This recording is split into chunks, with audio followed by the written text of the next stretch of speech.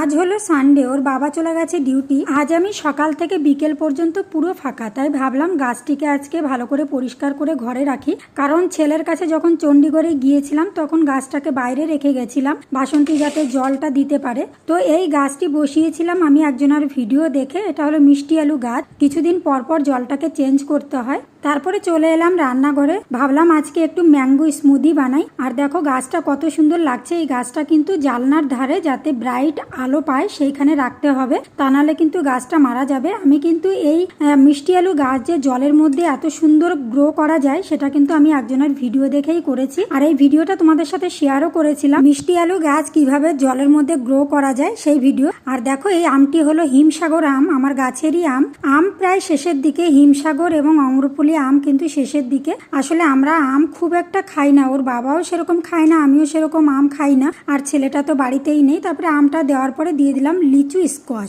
এই স্কোয়াশটার মধ্যে কিন্তু যথেষ্ট মিষ্টি থাকে। আর এখানে আমি ভিজিয়ে রেখেছিলাম চিয়া সিডটা কিন্তু 2-3 ঘন্টা ভিজিয়ে রাখলেই হবে।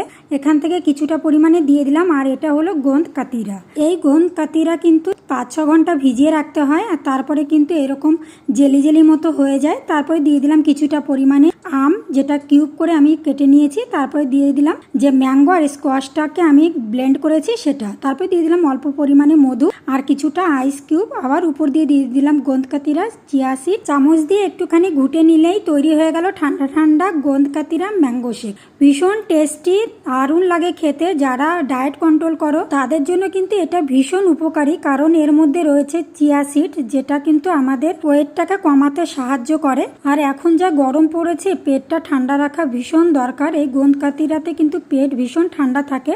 ওর বাবা রোদের থেকে ডিউটির থেকে আসবে, তো তখন এটা দিলে ওর পেটটাও ঠান্ডা হবে। তোমরা সবাই ভালো থেকো, আবার দেখা হবে।